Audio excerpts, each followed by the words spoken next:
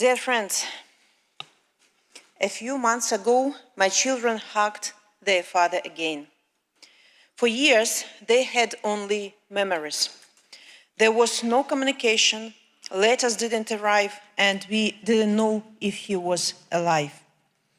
And then, after 5 years as a hostage of the Belarusian regime, he walked free. My name is Svetlana Tikhanovskaya, and I am not a politician by a choice. I am a wife, I am a mother, and I am Belarusian who just wanted to live normally. 6 years ago, my husband Sergei Tikhanovsky was a blogger. He traveled across Belarus with his camera asking ordinary people simple question: how do you live? People told him about empty factories, about salaries that cannot feed a family, about fear, about the problems of normal life. For that, he was arrested. I remember the moment when I learned he wouldn't come home. I remember holding my phone, reading the message over and over again. Arrested, again, then charged, then sentenced to 19.5 years in prison. 19.5 years. My children were very small. They asked me, "Mama, when will Papa come back?" What do you answer? Do you tell them the truth? That in Belarus, telling the truth is a crime? Or do you protect their childhood for one more day? I decided that if my husband was imprisoned for speaking, then I would speak louder. I registered as the presidential candidate in his place, not because I was brave, but because I was angry, because I was heartbroken, because I couldn't explain to my children why we did nothing. I traveled across Belarus and I saw hope in people's eyes. I saw grandmothers standing in long lines under the sun just to sign our petition. I saw workers, teachers, students whispering, "We are with you." Tens of thousands came to our rallies. It became a popular movement for change. We are reborn, Red One banner. And then came the election of 2020.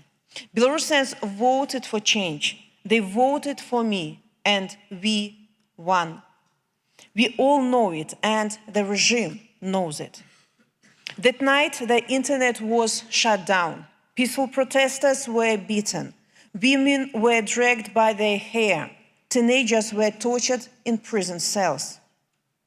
I remember one woman who told me how she stood in the detention center corridor and heard men screaming while police laughed.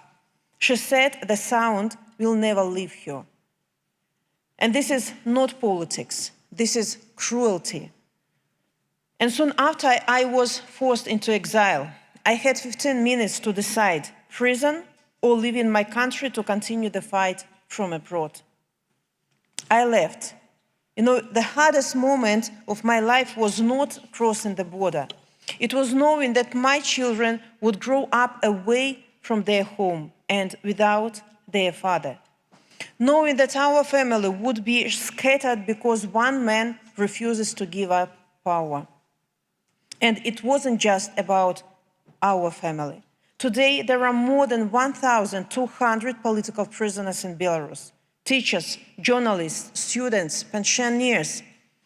People like Mykolai Statkevich, who refused to be forcibly deported and is now held incommunicado.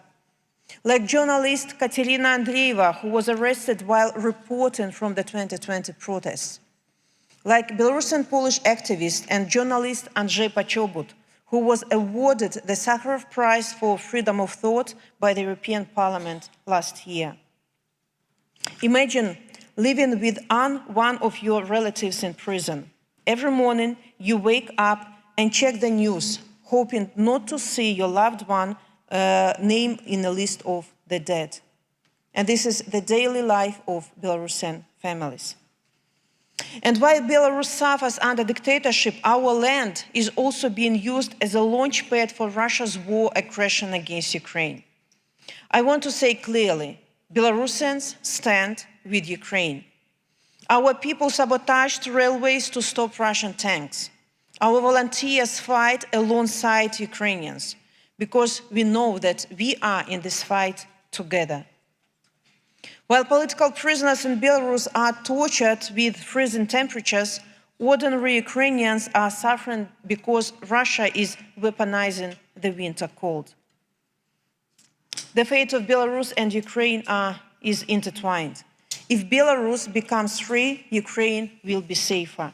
If Ukraine wins, Belarus will have a chance. This is why our struggle matters not only to us. But I'm here not only to tell you a sad story, I'm here to ask you to act. When you leave this room, you will return to your offices, parliaments, newsrooms, and you have power, so use it.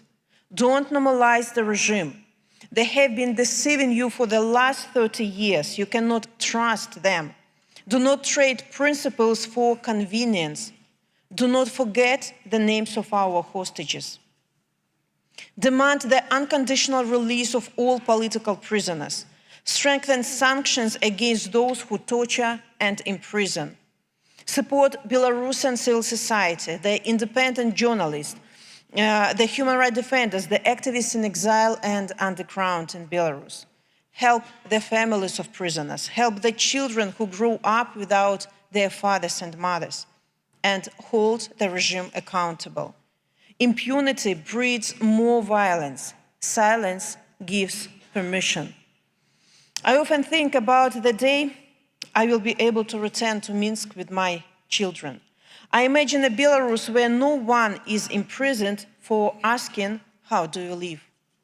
This is not a dream too big. This is a normal European country. Belarusians have shown incredible courage. They marched peacefully. They endure tortures. They continue to resist. But courage alone is not enough. We need solidarity. We need you. And one day, when Belarus is free, we will remember those who stood with us, not only in our darkest times, but until the very end. Stand with Belarus. Stand with Ukraine. Stand with freedom. Thank you.